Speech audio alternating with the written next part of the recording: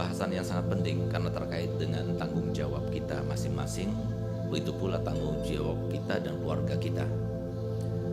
Di mana dua hal ini adalah suatu yang banyak ditelantarkan atau diabaikan atau tidak dipentingkan, padahal itu adalah sesuatu yang penting, yaitu terkait dengan rukun Islam, sholat dan juga berpuasa.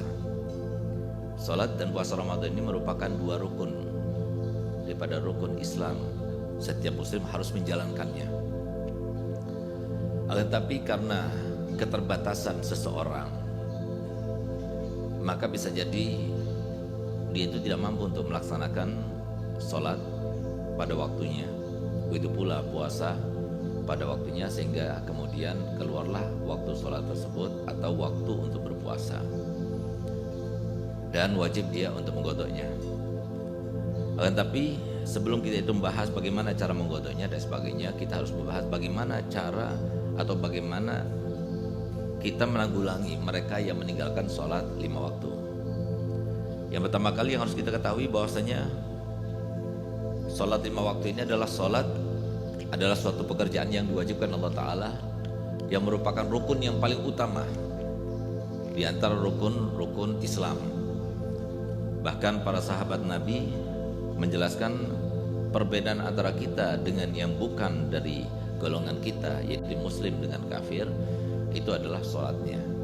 Yang sholat berarti dia muslim, yang gak sholat berarti dia kafir. Itu di zaman sahabat-sahabat Nabi SAW. Dan itu kemudian diberlakukan dalam hukum Islam berdasarkan hadis-hadis Nabi. Bagaimana jikalau seseorang itu meninggalkan sholat dengan sengaja. Kita tidak berbicara dengan tidak sengaja. Kita akan jelaskan dulu dari sisi kalau dia meninggalkan sholat dengan sengaja.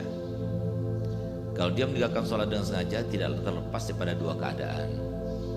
Keadaan yang pertama, dia itu meninggalkan sholat karena malas. Nah, bagaimana hukumnya? Hukumnya wajib kepada pemerintah setempat, ya.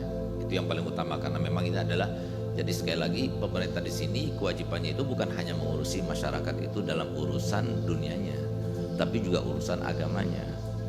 Jadi bukan cuma urusan dunia yang terkait dengan kehidupan, mencari nafkah, melaksanakan kewajiban-kewajiban bernegara dan sebagainya, tidak, tapi juga wajib mereka itu melaksanakan kewajiban-kewajiban mengurusi mereka terkait dengan akhirat mereka. Jikalau di sana banyak para janda-janda, itu kewajiban pemerintah itu untuk mengawinkan itu. Ketika kita dapatkan pergaulan bebas yang begitu melebar dan tersebar di mana-mana, itu kewajiban pemerintah untuk menanggulanginya. Begitu pula ketika kita melihat pada malam mingguan itu banyak terdapatnya anak-anak muda yang pacaran dan sebagainya, yang sudah tahu kita hukumnya bersama-sama bahwasanya itu adalah haram, itu kewajiban pemerintah. Alhamdulillah Kabupaten Pasuruan sudah melaksanakan yang semacam itu, alhamdulillah, dan menanggulanginya juga dengan cara yang baik dan sangat baik, alhamdulillah, dan semoga tetap semacam itu, sehingga Satpol PP itu kalau sudah malam minggu itu dilepas dan diperintahkan untuk menanggulangi mereka yang pacaran di alun-alun dan sebagainya. Bahkan alun-alun kadang-kadang supaya tidak menjadi tempat pacaran malah digelapkan, tapi malah gelap itu jadi tempatnya setan. Akhirnya tempat banyak yang sembunyi-sembunyi gak ketahuan. Oleh karena itu juga harus menjadi catatan bersama, karena memang kita harus menjalani kehidupan itu secara bersama-sama. Artinya wasiqal ladzina amanu ilal jannati zumara wasiqal ladzina kafaru ilan nari zumara. Jadi yang namanya kita ini nanti di akhirat itu tidak ada yang dihukumi, divonis secara baik ataupun buruk dengan secara personil, tidak, tapi secara bersama-sama. Bersama keluarga kita, bersama handitolan kita, bersama masyarakat kita, semua akan bertanggung jawab kita.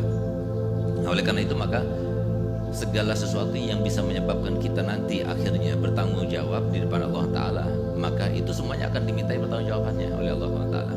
Termasuk kalau kita melihat di sana ada kemaksiatan, kita biarkan. Nah, harus kita ketahui kenapa Allah SWT dalam Al-Quran itu telah berfirman, A'udzubillahi minasyaitonirrajim, bismillahirrahmanirrahim, innamal mu'minuna ikhwah.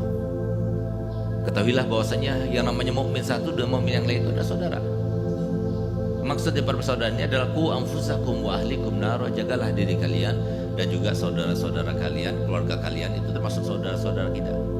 Sehingga kita wajib untuk memberikan sebuah perintah terkait dengan kewajiban ataupun larangan daripada sebuah kemungkaran.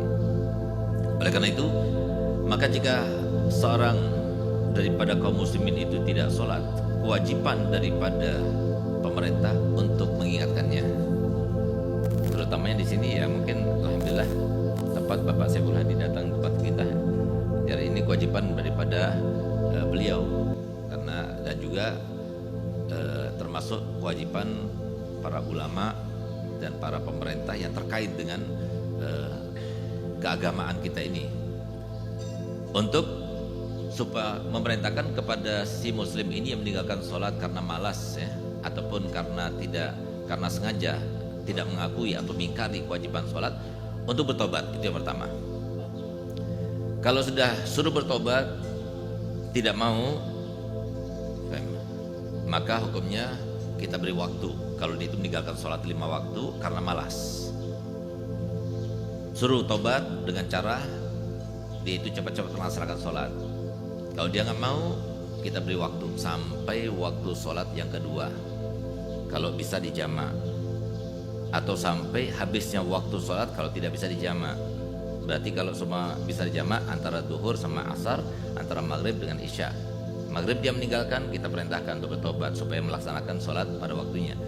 Dia nggak mau, keluar waktunya, kita perintahkan lagi sampai dia kali.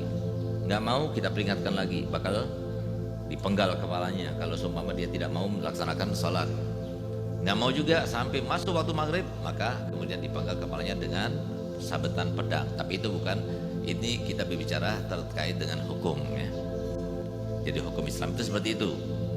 Nah, tapi kalau hukum negara itu lain lagi, karena kita tidak berasaskan dan berdasarkan Islam, walaupun kebanyakan kita bersandarkan kepada hukum-hukum Islam, tetapi tidak berasaskan Islam dalam hal ini. Oleh karena itu jangan dilaksanakan sendiri-sendiri gitu.